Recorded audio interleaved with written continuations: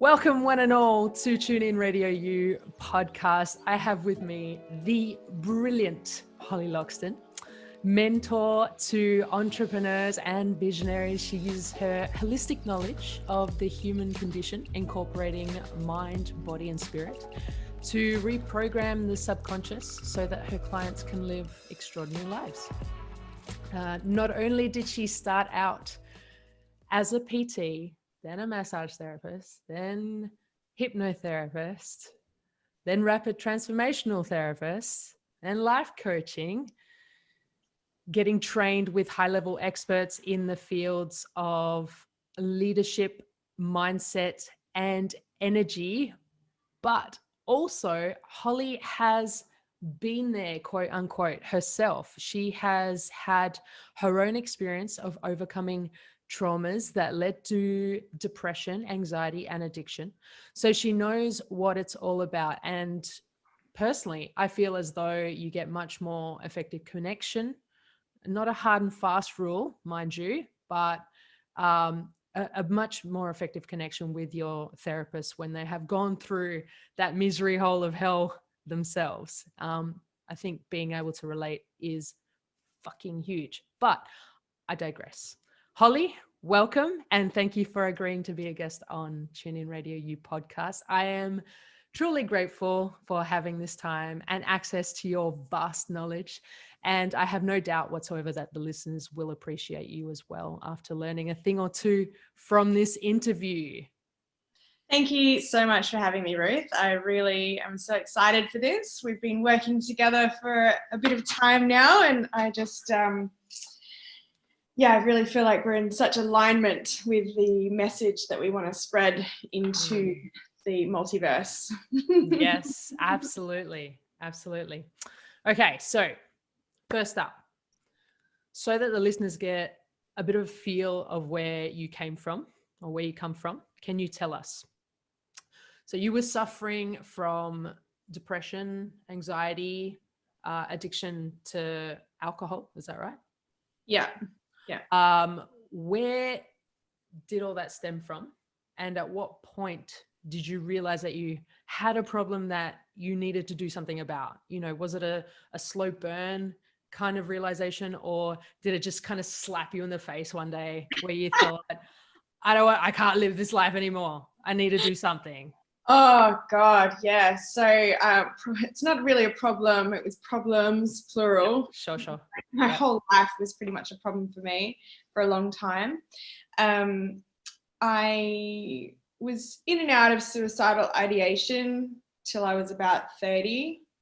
And then we lost everything. My family and I lost completely everything. We had all of our businesses taken away. My house was wrapped up in that. My parents' stuff, all gone. About the same time, my marriage dissolved, which was fascinating. And I was, living on my mattress in my friend's house, in her spare room. God bless her. She's an absolute angel. But it was at that point I was going back into working in hospitality in Perth, and I was probably 20, 25 kilos heavier than I am now. And I was sick. I was really, it had been a really stressful year. I'd been up north in Karratha, opening and renovating a restaurant and trying to get that up and running to help the family business and everything. And it all collapsed anyway. So that was like a milestone year, 2016. It was a 9-year. I don't know if it was a universal 9-year. Mm-hmm. So we might get into a bit of numerology in this, but I'm also a life path 9 as well. So it was a monumental year for me. It was the year of completion for everything because I had strayed from my path. I'd always been interested in personal development and spirituality and that sort of thing from a younger age. So probably around 22, I started going into the personal development spirituality route, but I never really had to, let me put it this way. I was never at like the bottom of the barrel so badly that I had to really apply it. if that makes sense. Yes. I was sort of dancing around the edges of it for a little while because I was, in and out of miserable, but I was awake and then asleep and then awake and then asleep. And 2016 completely destroyed me. And so I had to do something from there. And that's where I actually discovered Marissa Peer and rapid transformational therapy. Went on to study that, studying hypnotherapy, that sort of thing as well. And then from there it progressed to life coaching and plant medicine, trauma release therapy, everything I do now. Mm-hmm. So, yeah. Awesome. There's nothing like a good hard rock bottom to shake things up for you, yeah? And like make you realize what you really want, what's really important, what you want for yourself. Yeah. It was a you do this or you kill yourself moment. Like there was no other option. Yeah. So yeah. Yeah. Well, I, for one, and I know there's plenty of people out there that know you that are really fucking glad that you didn't kill yourself. Thank you. Yeah. It's been icy for a little while there. But yeah, the bottom of the victim hole of misery, as I call it, is not a nice place to be. And so I've dedicated and devoted my life's work to helping people out of it now. Amazing. Yes. I, for one, am one of those people, and just in such a short space of time, I have seen with you changes within myself that I have not seen in like years of talk therapy, counseling, psychologists, all that kind of stuff. And don't get me wrong, they do great stuff and they work wonders for a lot of people, but I obviously needed more hardcore stuff. On that note, with what I do now with the trauma release work, which is what we call bottom up processing. So you've got top down processing, which I believe is important. And this is why I combine the two. So I do a lot of advice giving, coaching, education, psychoeducation on how your brain works and what's really going on for you. Because I find most people come in with a lot of shame. And that for me personally was a really big thing. Like I felt so broken and I thought it was my fault and I was so ashamed of myself, and that is what led to the suicidal spiral, I guess you could call it. Yep. That shame spiral was awful. So once you know why things are happening in your body, then you can take the shame out of it because it's actually not your fault. We are the product. Every single one of us in Western society is the product of a highly traumatized, highly advertised to society. And so we have feelings of not being enough, of being broken, of disconnected relationships, all of this stuff that is not actually our fault. We're running this Stone Age technology, being our bodies and our brains in a technological world, and we haven't quite caught up yet with what's happening in society. So there's huge issues around that. And so what I can say is that for anyone that has been to psychologists and counselors, of which I had been, and don't get me wrong, I'd had some great counselors, but you get to a point where you don't know the answers. They're not really supposed to give you advice. So when you go to a counseling session and you're saying, they're asking you questions and you're sitting there going, I actually don't know. And the counselor's telling you, well, you do know. What if you did know? That's one of the favorite NLP tricks of people. It's like, oh, but what if you did know? Well, I don't fucking know. If I did know, I wouldn't fucking be here.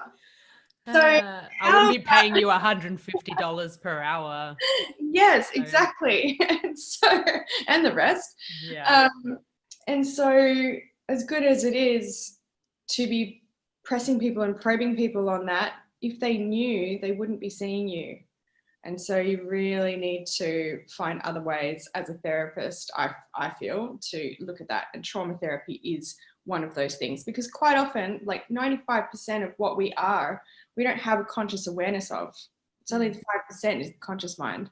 So the rest of it, which is holding all of this information, it's all the shadow side of you, all of the stuff that's hidden, that's holding all the information that you seek. We have to go through either in through like hypnotherapy in a different state of mind, or with what I do now is we go through the body. Because the body knows, the body keeps score. Sometimes the body will reveal things that your conscious mind didn't even know was there. And there's no amount of digging from the conscious mind from a talk therapy, I guess, top-down processing that's going to help that. Yeah. If that makes sense to you. Yeah, well, absolutely. It makes sense to you, if it makes sense to the listeners, whoever's listening to this now. Sometimes there's no amount of talk therapy that can actually help you with what you're struggling with. And a lot of it is actually early attachment trauma. And if you think about it, if your early attachment trauma happened when you were pre-verbal, there's no amount of verbal coaching around it that's going to help. Everyone knows, oh, I'm supposed to just love myself. If I just love myself, then things will get better. Of course I'm good enough. And you can say that from a head level. Yeah, I'm good enough, good enough, good enough. I'm lovable, lovable, lovable. But if your body doesn't believe you because you've got early attachment trauma, then you've got a problem. Yeah. Talk about that. Get a little bit more in depth into that early attachment trauma. What's that about? Okay, so disruption between the mother and baby bond, whether that's, and when we're talking about trauma, we're talking about from conception or just prior to conception onwards until about 9 months, a year old, when the baby starts talking, that sort of thing. So if you've had a disruption between the mother and baby, or if your mother had struggled with postnatal depression, if there was a lot of stress on the mother, if she was really sick, if the child was sick and got taken away from the mother too early before there was that bonding happen, that can cause early attachment trauma. And that can come out in people being, avoidant attachment. It can come out in people being not okay with physical touch. All sorts of things can come from that, but we won't know until we go digging into the individual body. And this is the other thing that I wanted to touch on while we're having a good old chat about trauma, is that trauma is different for every single individual. You cannot say that someone's trauma is less than another person's trauma because it's completely individualized. It's not a trauma competition. And I get a lot of people coming into my office and they're like, oh, my life's not so bad because I didn't grow up in a war zone, or, I didn't have all of these issues growing up. And I know for myself, I had a very beautiful home growing up. I had a family that did love me, and I had, everything that I could possibly want in regards, we were quite well off for a good portion of that time. So I never really went without anything. And yet still was suicidal, self-harming from a young age, completely hated myself, had a really bad view on life, was anxious, depressed, all of that stuff too. Yeah. And so there's no point in carrying shame around the, quote unquote, lack of trauma that you've had. If you're feeling something, you need to deal with it. Yeah. If you've got issues, no matter if they came from growing up in a war zone or getting lost in the shops when you were 5 years old, you still have to deal with it on an individual basis. Because that was one of the later questions I was going to ask you. And you touched on it just then and before as well. You obviously feel that the majority of the population have some sort of trauma that has affected their belief systems. And so in turn, they're operating from a place where they don't even realize that, they think, people walk around going, oh, this is just my personality. It's who I am. It's how I grew up, whatever. But I'm not realizing that something, even that might seem insignificant really to other people, might actually had quite a traumatic effect to that child, maybe, when they were their kid, something happened. and that stuck with them, you know, and then that influenced the person that they are now as an adult, and they walk around having no idea that this is the case for them. Because it becomes their default operating system, right? So their limiting beliefs of, you know, things like I'm unworthy, I'm unlovable, everyone's going to leave me, I've got to do everything on my own, all of that stuff. When that's running, that's literally, and we'll actually touch on the link between manifestation and trauma, because that's a passion of mine as well. Really, really cool. But if they're running with those limiting beliefs, then that's exactly what's going to show up in their lives. Because they're seeing their life through the filter of I'm not good enough. And so everything that happens to them is going to reiterate that, their narrative back to them. It might not be the truth. You know, I love Byron Katie's work where she's always just asking, you know, is this really true? Yeah. Is this really, really, really true? Unfortunately, though, in regards to trauma and the nervous system, which is another passion of mine, because they go hand in hand, if you are in fight or flight mode, or if you're in freeze mode, you're not really going to be able to use your neocortex very well. Your rational thinking mind is going to be offline. So when you're asking yourself questions like, is this really true? Yeah, it's going to feel true because you're in fight or flight mode and your body's reacting to something. Does that make sense? Yeah, absolutely. You can't see it from a rational point of view. You can't. Because of that filter that you've developed from whatever experience, like life experiences, traumas that you've come along your way, right? Yeah, a combination of trauma, and if your nervous system is really jacked, if you're in fight or flight mode, you're actually hypervigilant for threat. So you're literally going to see everything as a threat. Your field of vision is very, very narrow. Your body's wanting to get away from a tiger because it perceives the threat in the environment, wants to get away. Yeah. There is no time to stop and sit down and go, am I really thinking about this in a rational, logical way? Oh, no, maybe not. Maybe I could look at this from a different angle. No, the body's just like, we need to get out of here.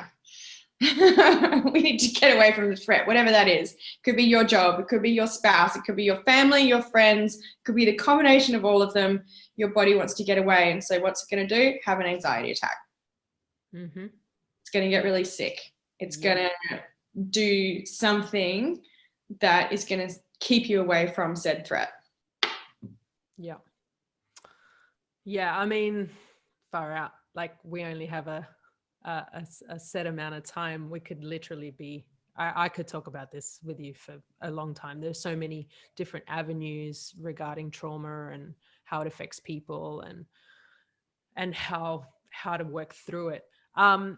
Talk to me a little bit more about the bottom up approach. Like, what exactly are you doing with the body in regards to working through trauma or integrating trauma? Okay, so bottom up processing. If anyone wants to read more about this or understand more about this, I highly recommend going and looking up Peter Levine's work. He's like right on the leading edge of trauma therapy. He's amazing. There's also a book called The Body Keeps Score by Bessel van der Kolk, who is also very good. And he does mention Peter Levine's work in that book as well. But I've actually got Peter Levine's definition of trauma. And he says, traumatic symptoms are not caused by the event itself. They arise when the residual energy from the experience is not discharged from the body. This energy remains trapped in the body nervous system where it can wreak havoc on our bodies and minds. Basically, what that means is if you were in a situation where your body was under threat and you couldn't fight your way out of it and you couldn't flee and you went into a freeze response, you're trapping that energy in your nervous system and your body is going to have a memory of it. This is why so many people can, this is how PTSD works, you know? So you walk into a shopping center, if you've had, you know, a particularly traumatic experience in a shopping center, all the things in the shopping center are going to trigger you. The smells, the airflow, the lights, all of that sort of stuff before you actually consciously realize what's going on. Your body will start to have a panic attack. It's really important that with the bottom-up processing, part of what we do is being able to discharge those fight or flee energies in the body, those times where you wanted to run away or you wanted to fight. It's also really important. So I know with you and I, you know, we've done some anger work before. Where, you know, we're doing the punching movements, we're doing the kicking movements, we're allowing the words and the screaming to come out that you actually wanted to do at the time.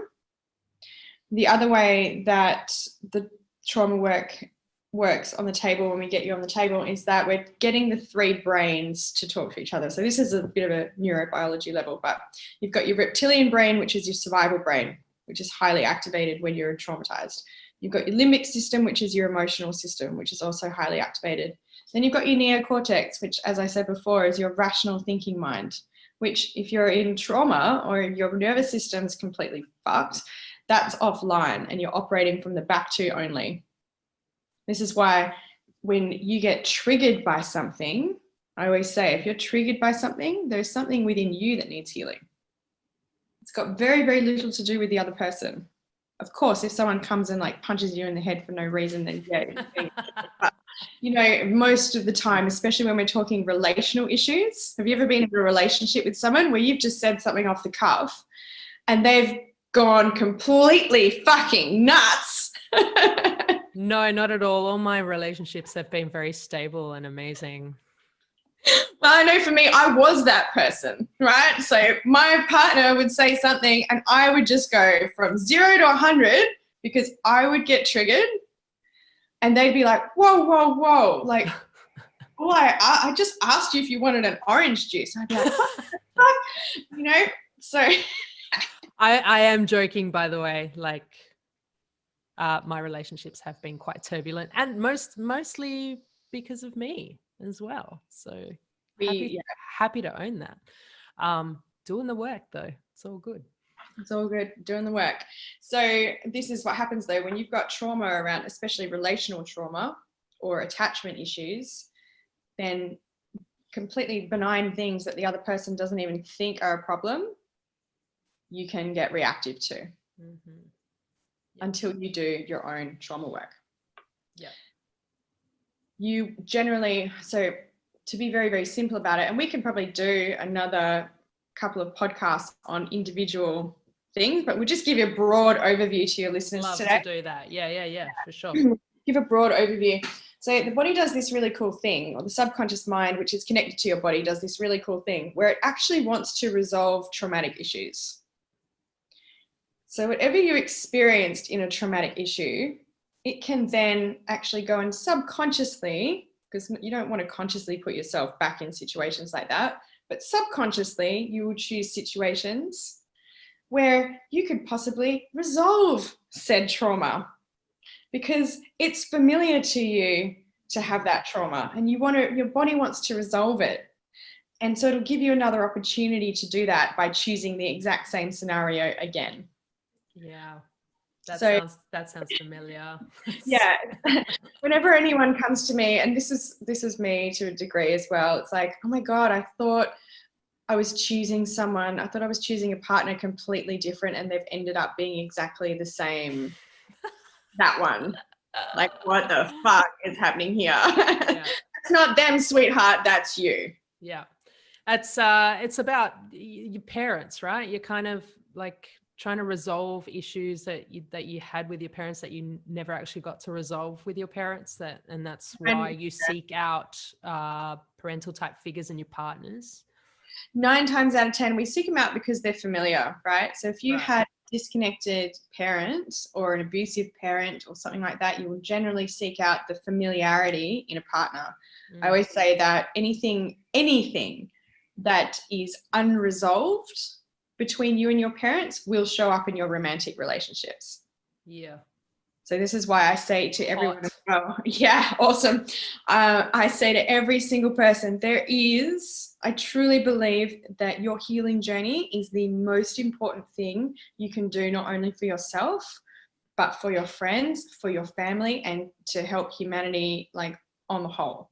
Because think about it, if every single person was focused on their own trauma work and healing journey, how much more of a beautiful human landscape would we have? And we would stop, we'd learn to stop blaming the other person for things that we're getting triggered by. Yeah, one finger pointing forward is always three pointing back. Absolutely. Absolutely. I growing up in the church, I heard a sermon one day, and the elder or the pastor actually did that. So I learned about that when I was really young, and I was like, at the time I was like, that's stupid, and now I'm like, yeah, that's so right. Radical responsibility is another thing that I teach people. Yeah. And that's not to take undue fault, because there's also a balance between radical responsibility and actually validating the feelings that happened at the time. Okay, so the other thing that I get a lot with people is they come in and they're like, oh, it's all my fault. I manifested this, I'm the problem, etc., etc. It's like, well, yes, but you don't need to be guilty and shameful about that either. And we need to validate the fact that someone really hurt you. Your feelings are valid, and they're valid at all times. And whatever they are, like, we actually have to go, oh, like, let's hold you in a state of being the empathetic witness, which is me, holding that person and going, you know what, like, we have to validate you in this. No matter whether you manifested it or it's a trauma loop trying to get resolved or whatever, that doesn't matter in this moment. What matters is that we validate the feelings first. Yeah. Because you have to feel it to heal it. Amen. And then from there, once you've discharged that energy, once you've felt it through, then you can go, okay, let's switch the neocortex back on and look at how I dragged this shitty situation into my life so that I don't do it again. Yeah. Yeah. Awesome. So you said you were going to talk about trauma and manifestation. Yes. Hot topic. About that. Yeah. There's a lot of hot topic. There's a lot of talk, in the, what I call the bumper sticker personal development world of Instagram and Facebook, with all of these quotes flying around, like, oh, just do it. Just get outside your comfort zone. Just do it. And it's like, yeah, but you're just doing the tip of the iceberg there. You haven't addressed the trauma underneath. And you can substitute in trauma with like wounding patterns and that sort of thing, to the actual word of trauma quite often scares people off because it's such a huge blanket term. Yeah. Trauma can be, like I said, growing up in a war zone or getting lost in the shops when you're 5 years old. We probably need some subsets to that so that people don't go, I'm not traumatized. It's like, yeah, but you've got wounding patterns from the things that have happened to you. So yes, you are.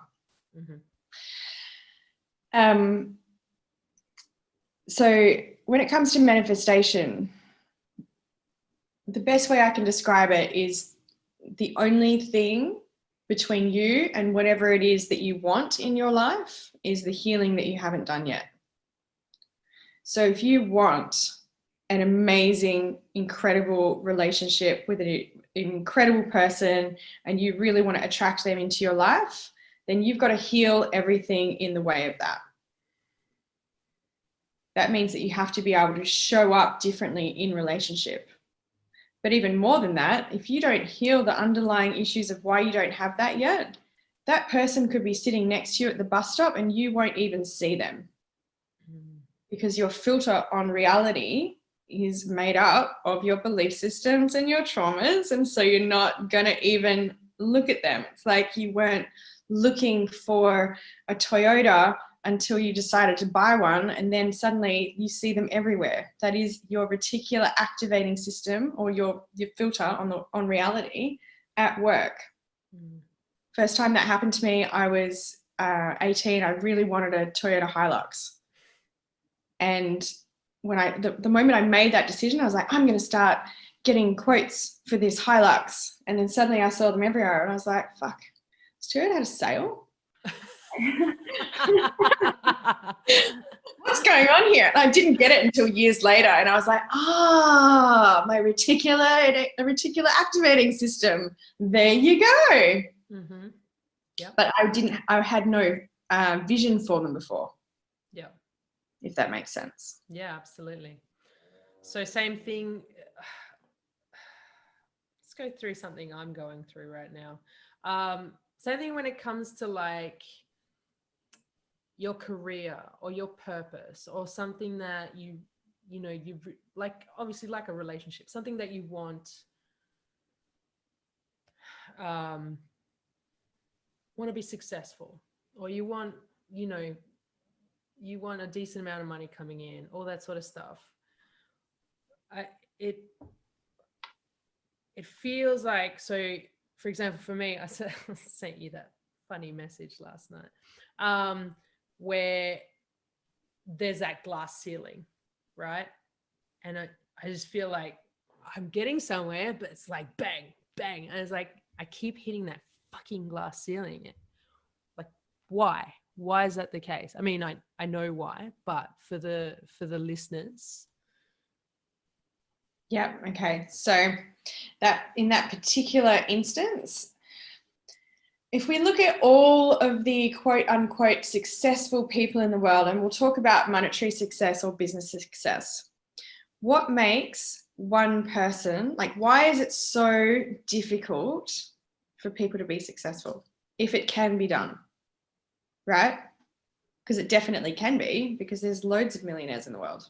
But why, if some people can do it, why can't others? And we can't have any bullshit stories about, because they got a leg up or because they had a silver spoon shoved up their ass and all that. That does come into it, but in a different way. It's not because they're lucky. Because there's also been loads of people that have been dragged up through life and have then still gone on to be quote unquote successful. So what is the determining factor of success? It's self-belief, which comes down to your limiting beliefs about yourself and life, your limiting beliefs about what's available to you, which is comprised of your trauma, your programming, and your conditioning. Because I promise you, if you believed that it was available to you, you 100% deserved it, and that you are, in fact, you don't just deserve it, you're entitled to it,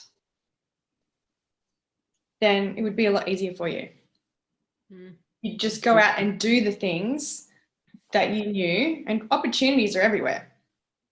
Opportunities abound. But this is also why rich people generally keep on getting richer, because they grow up with the conditioning that, everything's available to me. So of course I'm going to go and buy another company. Like, they don't even hesitate. Yeah. But this is where trauma comes into it too. Just before you go on, this is where trauma comes into it too, because I've seen a lot of people that have grown up in wealthy environments that sabotage themselves because they have relational trauma with their parents and they don't want to be like their parents. And so even though they can go and make the wealth, they also have a really, really good function of completely destroying it too. Yeah. So it all comes from within. What would you say to the people that are like, what about starving people in Africa? They can't go out and have self-belief. I guess that would come down to trauma as well. They're highly traumatized people. They can't get out of their situations because of whatever limiting beliefs and traumas they've gone through. Well, they're also conditioned, you're growing up in a tribe. Don't ever discount the power of the survival brain, your reptilian brain, which is the oldest brain that we have. It's the brainstem. It's always trying to keep you alive, which means it wants to keep you in a tribe, which is familiar. right? So if you grow up in a poor environment, like a starving kid in Africa grows up in a poor tribe, and then they go, oh, I'd really like to be a millionaire, but no one else around them is a millionaire. The power of that reptilian brain to keep you small and keep you in a tribe and keep you stuck where you are, no matter how much your conscious mind, which is only 5%, wants to go and do all of those things and be on a yacht and all of that sort of shit. The reptilian brain, which is like, nah, we got to stay safe. We got to stay poor. We got to stay in the tribe. Everyone's hungry here, but everyone's the same. Mm-hmm. That is one of the most powerful mechanisms of the human subconscious mind. We want to stay in our tribe. If you've had a history of ancestral trauma around money, which a lot of people have, because we've got this poverty slave consciousness on this planet right now, and we're coming up to a time where we're going to have to really heal this shit, otherwise it's just going to get worse. It's you know, you've got to be aware of it. You've got to start breaking these bonds in yourself. Yeah. You touched on plant medicine. I love this topic. Love. I love this topic. It's becoming a lot more mainstream. Yes. With people that are using it for healing purposes, not just, you know, people going out to a rave and getting high. Yeah. What is plant medicine exactly? And what are your thoughts about incorporating it in therapy? And have you experienced plant medicine yourself? Yes, many times. Different plants. I don't know if you really call fungi a plant. I think it's a completely different. It's a level all on its own. I think it's not. Yeah. Yeah.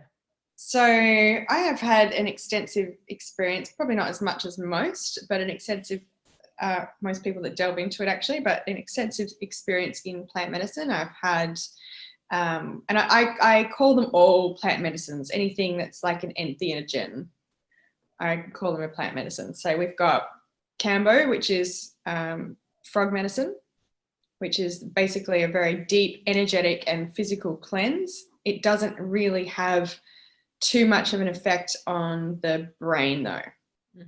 So it's more of an energetic cleanse. You really get to know yourself when you are uncontrollably throwing up for an hour and a half. You really find that warrior spirit when that happens.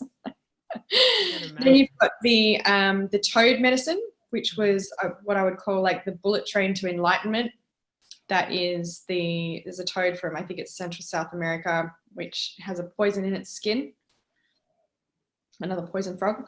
But that one, you actually, you smoke that and your consciousness, you are no longer in your body. You go back to source very, very quickly.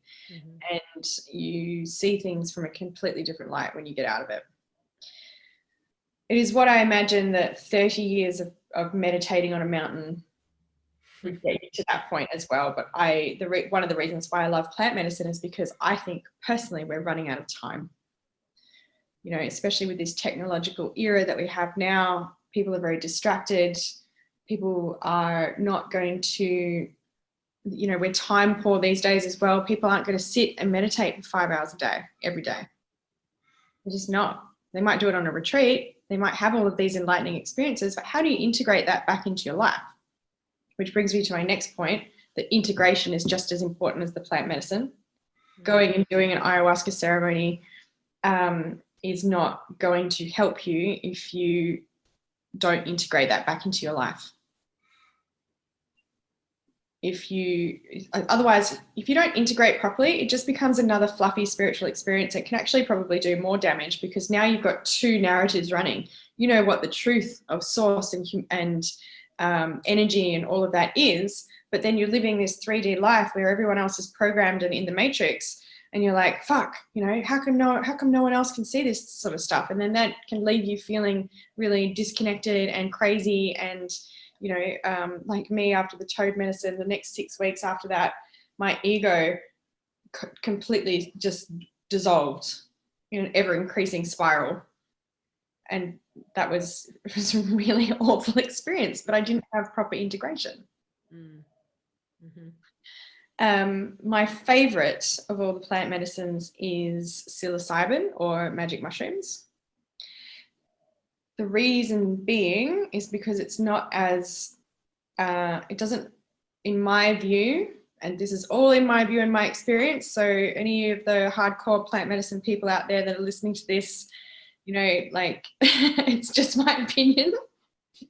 You may love ayahuasca, you may love, all of those entheogens and everything, but for me personally, I've done ayahuasca and I feel like, with all due respect to the 5,000 years of tradition, for Western society, there needs to be something a little bit more gentle, because we just don't have the cultural structure around it. They start drinking ayahuasca when they're kids over there. Integrated into their entire culture. We don't have that here. So to go into an experience like that and get completely blown open, I find the mushrooms are a lot more gentle, a lot more loving, and you can almost steer them with your intention to deal with very specific issues. So for me, every time I do a mushroom ceremony with someone, it is, my intention is always for them to get outside of their programming and see things from a different perspective, things of their life, which really takes the shackles off for people. It's really fantastic. So like issues of success, as we were discussing before, why do you need to be successful? What does that even look like? Is that program even yours? Is that really what you want? If it is, what are the reasons why you haven't got there? The mushrooms, they really enable the neurons of the brain to cross from right and left, and they do all sorts of incredible neurobiology things, and so they can help you come to these realizations. Biggest realization that I like to help to assist people in feeling with the mushrooms is how to truly contact self-love and reverence for life. Yeah, that's it's massive. Think about how many things you haven't done in your life because you didn't either believe that you could or that you were worthy of it. And 99% of people, I believe, in Western society are struggling with this whole not good enough program. Yeah. But when you know from a felt sense, when you get a felt sense that that is a lie, the whole illusion breaks apart. Then it's like, oh, hang on, it's not that I'm not good enough for that person or that job or that thing. It's just not in alignment for me. And moreover, what is in alignment for me, I'm just going to go for it just because I fucking can. Yeah. So the way that I describe the mushroom ceremonies that I do, it's basically putting a nitro engine in the work that I already do with people. And the work that you already do with people is pretty fucking quick, as it is. So yeah. Yeah, I've had people that have come in, when we do the bottom-up processing, it's so powerful, and a lot of limiting belief systems and all of that can be dissolved from the bottom-up processing. Because you come to resolution. All the three brains are talking to each other. You start seeing things from different perspectives. You come to a resolution around the trauma. You discharge the energy so you're not carrying it anymore. And you just naturally go and do the things that you wanted to do in life. The mushrooms put a nitro engine in that. And so, yeah, we basically just get you there faster, because I'm a really impatient person. So I want things now. Yesterday. Now, all the time. So why isn't it now? Yeah. I hear you. I'm right there with you, sister. Yeah. Sorry, were you going to say something else? Oh, no, I just, as far as life shifting and manifesting and all of that goes, the ceremonies are incredible. My mentor, I did a mushroom ceremony. It completely changed my life. Yeah.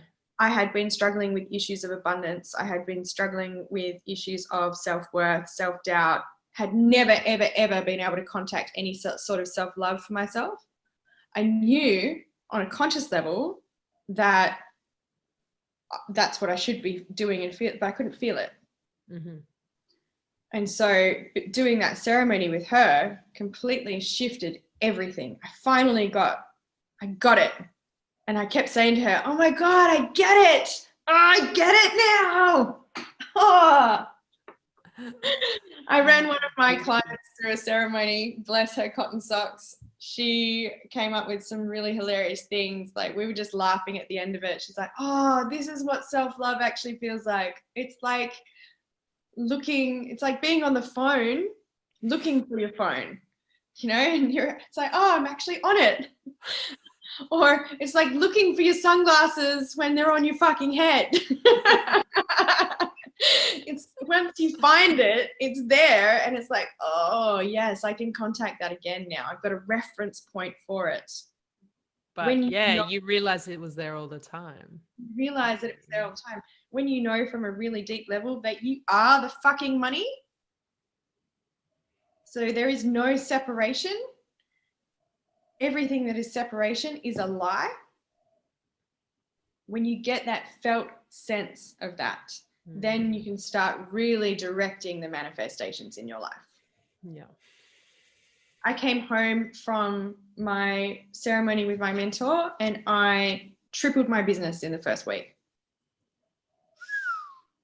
Wow. It was so fucking powerful and I felt really good about it. I also came back with a sense of wanting to live in unconditional love for all things. And this is where you've got to be really careful about what you say to the universe. So I was really like, oh, I'm going to live in unconditional love for all things. And the universe was like, cool, let me show you all the ways which you do not. And I was like, oh, cool. So then enter 3 to 6 months of everything in my life that was no longer in alignment, falling apart and falling out of resonance. Mm-hmm. But it all made way for the most incredible life that I live now, and I absolutely love it. I'm very, very happy for you. This is awesome. I'm very much looking forward to ceremony. Ceremonies are always good. Yeah. So yes. I'm pumped. One thing that I love to ask all of my guests on my podcast is, what do you think is happening in the world right now in terms of rule over the people, shifts in types of, ruling, spirituality? I'm just going to keep it light. Other beings, just keeping it light. And, feel free to get as tin hat wearing as makes you comfortable. It's not a dirty word here. Yeah, no, that's fine. I'm all for, I wouldn't say I'm a conspiracy theorist, but I certainly don't believe in what the mainstream media is telling everyone. Mm-hmm. I don't believe in the mainstream narrative. I think that what is happening now in the world is a massive stitch up that has been in the works for a long time, because it's a transferal of power. If you really look at it, as far as it goes for poverty and slave consciousness on this planet, we're coming into the age of Aquarius now, which is all about collaboration, divinity, unity, becoming one, technology, all that sort of thing. And we want to come into that. But the old ways of doing things, the old power structures, are really holding on as well. Okay? So they're trying to centralize power. If you look at all of the billionaires that have made like billions and billions, I think Jeff Bezos last year made $90 billion out of Amazon, out of COVID. Yeah, they've done really well for themselves. Like, yeah, hats off. It is, yeah, my tin foil hat is off to you, sir. Salute you. Well played. You know, Facebook is a massive entity for that. And when you look at who they're taking out small business. They're taking out independent free enterprise. Unless you're like a multi-billion-dollar conglomerate, you're on the chopping block. You know, you've got in America, you've got people opening their tiny shops, which you weren't allowed to go into. They were all closed down, but right next door, you could go into Walmart because that was deemed quote unquote essential. So there's this massive power shift at the moment, and it is also the awakening of the planet. I think that people are really waking up to the fact that, oh my God, they've been pulling the wool over our eyes for a really, really, really long time. I don't want it to end up like China with a social credit system, because who gets to decide what is right and what is wrong? It comes from the power at the top, right? And this is for all the people that, you know, all the social justice warriors that'll be like, oh, well, if you don't, you know, social credit system's fine, because if you just don't do anything wrong, then you'll be fine with all your surveillance and all of that sort of stuff. It's like, okay, cool. So sure, we don't want to do anything wrong. Obviously, 10 commandments, rape, pillage, murder, not good. But what if they change the rules on you? Which they're already starting to do. Very exactly. Subtly, not so subtly. Yeah.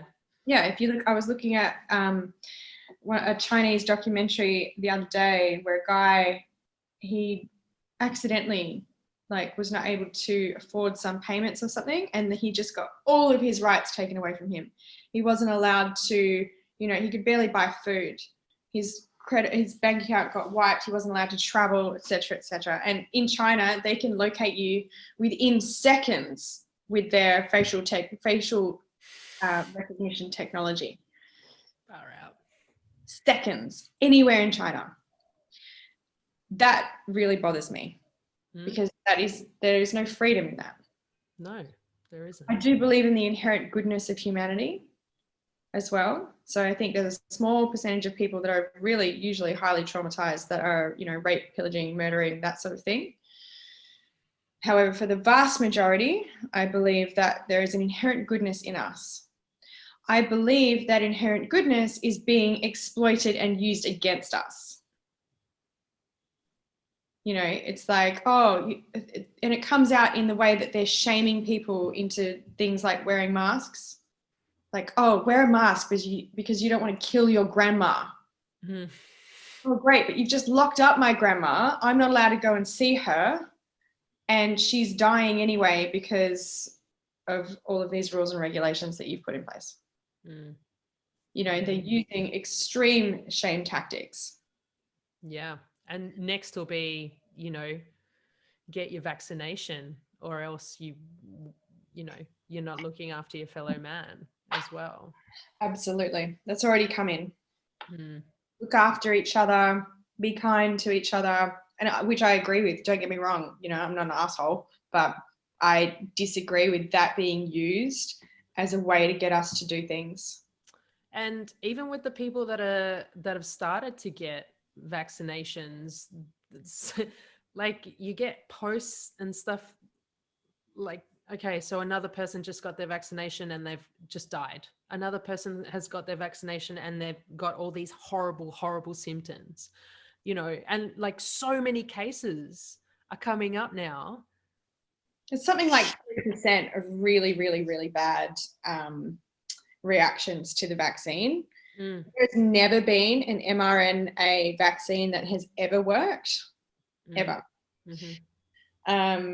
Which really bothers me also. And the other thing that bothers me is that, you know, there will be, and people told me when this first started happening that I was fucking crazy, there will be a COVID pass. Oh, yeah. Where, for sure. you know, you won't be able to travel unless you've been vaccinated.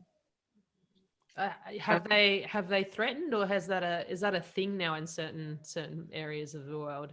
Well, with Alan Joyce, the head of Qantas, he already came out and said last year, like, if you haven't been vaccinated, you won't be able to fly Qantas. Like, yeah, fuck you guys, whatever. There's other airlines. It's fine. Exactly. Yeah. For me personally, I'm not going to get it. And I don't care if I have to stay in a 12-kilometer radius of my house for the rest of my life. I really don't give a fuck. I do not want that shit in my system. Mm-hmm. I'm not an anti-vaxxer per se. I'm all for immunotherapy, etc. But I think there's better ways to do it than the stuff that they're giving you. Insofar as what you were saying about the people coming out with all of these bad things that they've experienced, that's only the people that have actually come out about it. Right? Yeah.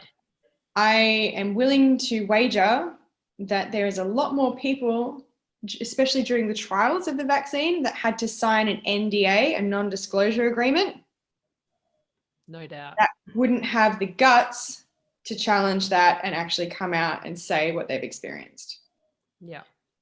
So just be aware of that. I think that, as Teal Swan says, we're actually getting a peek behind the velvet curtain now into what's happening in the background versus what's happening on the surface.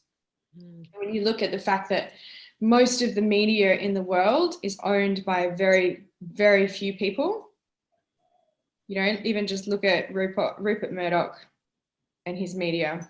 Mm-hmm. He owns I don't know how many huge channels and newspapers and everything. When you've got only one narrative being as the means of informing the public, you've got hold of the propaganda. This is how Nazi Germany started. Mm-hmm. It's all propaganda. History is repeating itself. We have a choice here. We can either wake up or we can repeat. Mm-hmm. Evolve or repeat. We have a choice. Amen. Yeah. And so it's really sad. And I feel so sorry for the people that are really stuck in the matrix and watch the TV and watch the news and watch the mainstream media, and they're fucking terrified anyway, right? Mm-hmm. Because they've just been bombarded. And this is it's these fear tactics, these traumatization, the ritual traumatization of a population is a control tactic. Mm-hmm. Yeah. Pumping fear into people so that their neocortex is taken offline. That rational thinking brain, you've just pumped their sympathetic nervous system through the roof and given them huge anxiety and fear. It takes offline the neocortex. They can't think for themselves anymore, so they're going to start believing whatever's coming out of the TV. And so they're believing that anyway.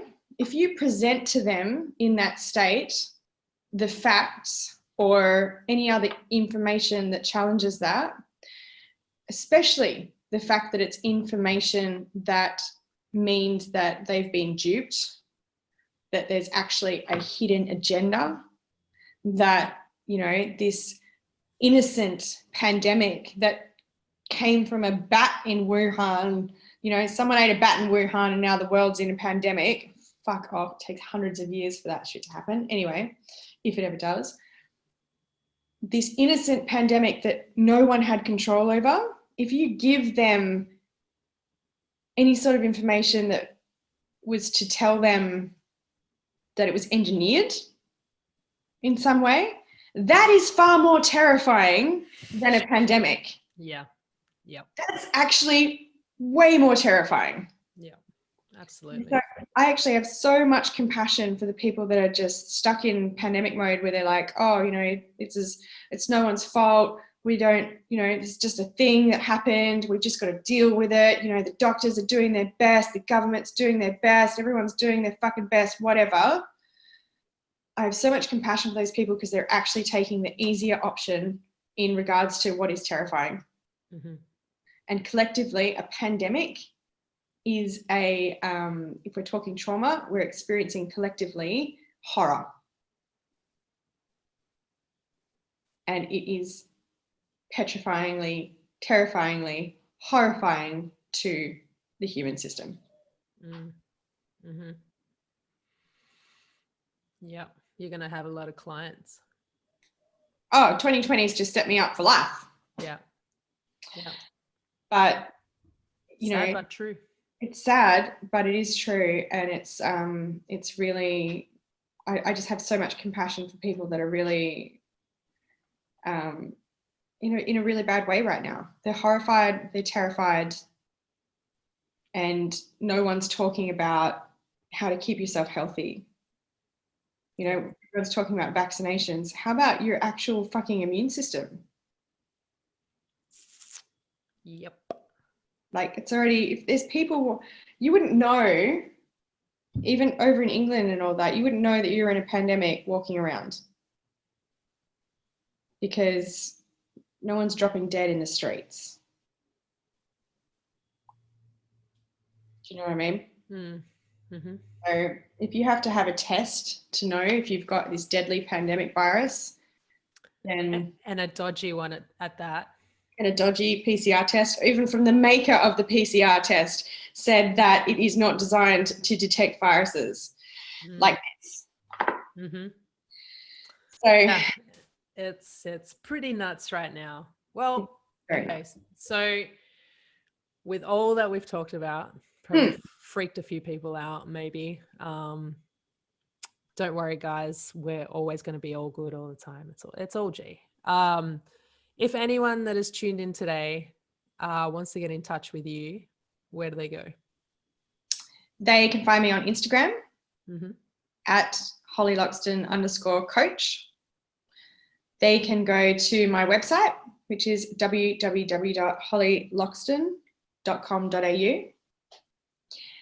And yeah, they can reach out. They can follow me on Instagram. I don't really do much on Facebook anymore, but yeah, I'm looking at different platforms as well, because eventually I'll probably get off Instagram, especially with its new laws that basically give it all the power to follow your every move.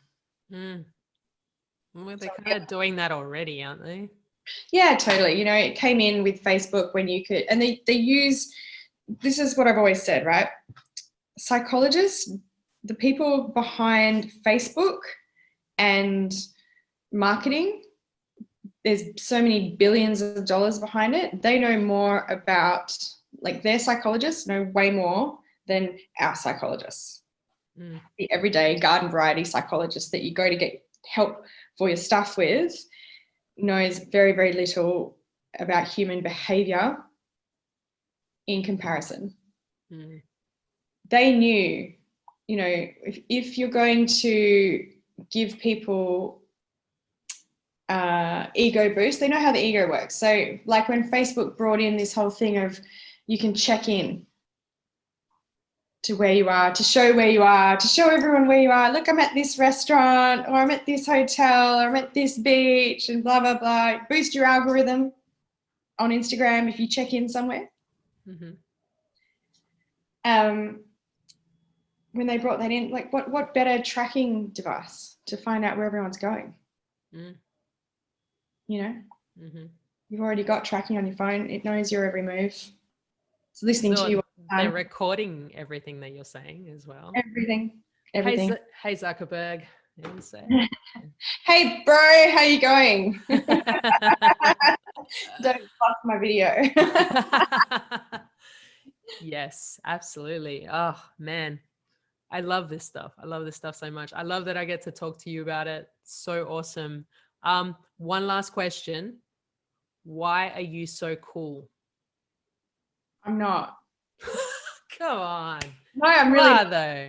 No, I'm not. I was always like the kid, the misfit in high school. I never, I've always been a real dork. They are the coolest people, Holly. Come on. Okay, so I think that there is no such thing as normal. I think people being normal is wearing a mask and showing up inauthentically. If you're resonating with me and you think I'm cool, it's because I'm being my authentic self and you're resonating with that. if you show up authentically, which is a whole different podcast, showing up authentically, as one of my beautiful clients says, show up with your full chest. Love her. When you show up like that, you naturally attract the right people to you. You naturally attract the people that are going to be resonating at your level, and you will repel the people that don't, more importantly. Yeah, absolutely. I'm sure there are lots of people that think that I'm a dickhead, and I am 100% fine with that. Yeah, I've definitely repelled my fair share of people in 2020. That was my year of mass repelling. Yeah, totally. And cool with it. So it's cool. Well, you know who's in alignment with you and who's not. Yeah, and that's absolutely. Not even giving them shame or judgment or anything. It's like, cool, you do you, boo. We're no longer in alignment. Thank you so much for recognizing that before I did. Now I don't have to waste my time, my energy, my love. Yeah, absolutely. Well, because like the people that came into my life that replaced those people are just fucking phenomenal. So they're more in alignment with where you're at. Yeah. And I am so much happier for it. But yeah, love to everyone. Absolutely. Love to everyone. Always. Holly, thank you so much for your time. Massive fan of your work. As you know, you've helped me so much already. As I've mentioned this before, through things that have been with me for such a long time. And you've managed to, with your type of therapy, just allow me to integrate some pretty deep stuff, which has made me feel lighter and freer and bolder and more in love with life, which is incredible. I honestly hope that this has reached whoever it is needed to today, and that they feel that they can contact you for support in living their absolute best lives. But thank you once again. My pleasure. And we can still do trauma therapy even if you don't agree with my tinfoil hat wearing. I'm not going to push my hat on anyone. Yeah, but absolutely. Definitely, yeah, if anyone needs help. I'm in Perth and I love seeing people face to face, but I do have clients all over the world. So yeah, you can always reach out. Awesome. Thank you, Holly. Much love. Thank you, Ruth.